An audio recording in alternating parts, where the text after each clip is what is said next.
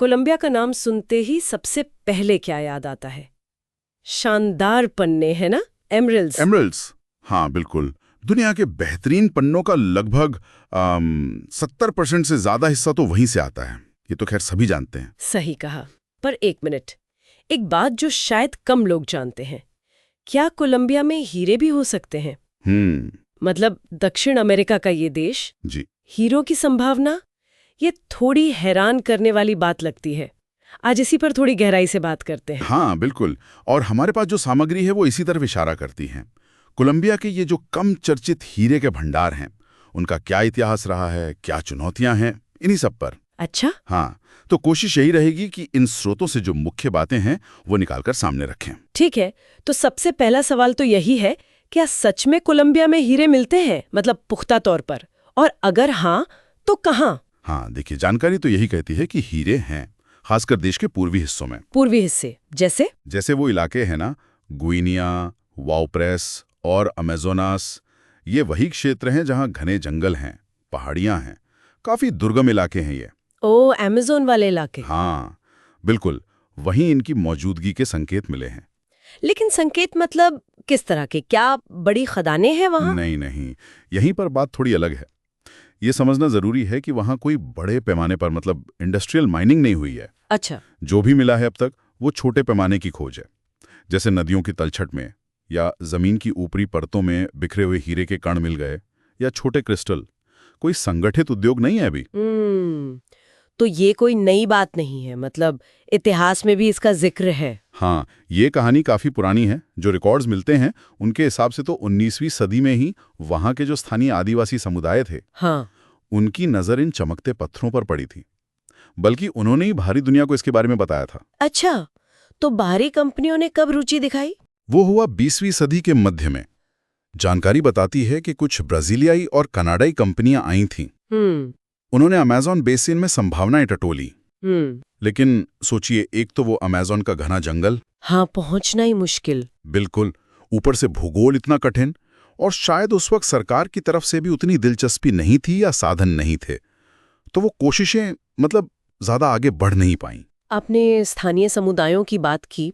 Amazon का वो इलाका तो कई आदिवासी समुदायों का घर है, जैसे टिकुना, कुबेओ, हुईतोतो। हाँ, कई समुदाय हैं। इन खनिजों को लेकर उनकी क्या सोच रही है? ये इस पूरी कहानी का एक बहुत ही संवेदनशील पहलू है, और अहम भी। देखिए, जानकारी यही बताती है कि इन समुदायों का जीवन तो पूरी तरह जंगल और नदियों पर निर्भर है। बिल्कुल। और उनकी जो पारंपरिक मान्यताएं हैं, उनमें इन चमकदार पत्थरों को एक तरह से धरती माँ के आंसू जैसा कुछ पवित्र माना जाता है। ओह। उनका मानना है कि इन्हें जमीन से निकालना मतलब प्रकृति का जो एक नाजुक संतुलन है उसके साथ छेड़छाड़ करना। तो ये उनके लिए सिर्फ पैसे कमाने का जरिया नहीं है, ये उनकी संस्कृति, उनकी आस्था से जुड़ा गहरा सवाल है। और यही प्रकृति का संतुलन आज के समय में शायद सबसे बड़ा सवाल है। जी, है ना? बिल्कुल। खासकर जब हम अमेज़न जैसे कीमती इकोसिस्टम की बात कर रहे हो, तो खनन का पर्यावरण पर असर, इस बारे में क्या स्थिति है अभी? देखिए, कुछ दस्तावेज ये जरूर बताते हैं कि 2020 के बाद सरकार ने थोड़ी पहल की है। कुछ शुरुआती मतलब एक्सप्लोरेशन प्रोजेक्ट्स शुरू हुए हैं। अच्छा। लेकिन बहुत सतर्कता के साथ, और वो भी ऐसे जो पर्यावरण का ध्यान रखें। अभी भी किसी बड़े पैमाने पर इंडस्ट्रियल माइनिंग की कोई ठोस योजना सामने नहीं आई है। और शायद वजह भी यही है, पर्यावरण की चिंता। बिल्कुल, वजह साफ है। अमेज़न की जो बायोडायवर्सिटी है वो सिर्फ कोलंबिया के लिए नहीं, पूरी दुनिया के लिए अहम है। पर्यावरणविद लगातार ये चिंता जता रहे हैं कि अगर वहां बड़े पैमाने पर खनन शुरू हुआ तो इस अनोखे इकोसिस्टम को बहुत भारी नुकसान पहुंच सकता है। शायद ऐसा नुकसान जिसकी भरपाई कभी ना हो पाए। ये जोखिम बहुत बड़ा है। तो फिर एक तरफ भूवैज्ञानिक संकेत हैं कि हीरे हो सकते हैं, दूसरी तरफ ये पर्यावरणीय और सांस्कृतिक चिंताएं। तो सवाल ये उठता है कि क्या कोलंबिया कभी अगला बड़ा डायमंड हब बन भी पाएगा, जैसे अफ्रीका या रूस है? देखिए, संभावना तो है। भूवैज्ञानिक आधार तो मौजूद लगता है, जैसा स्रोत बताते हैं।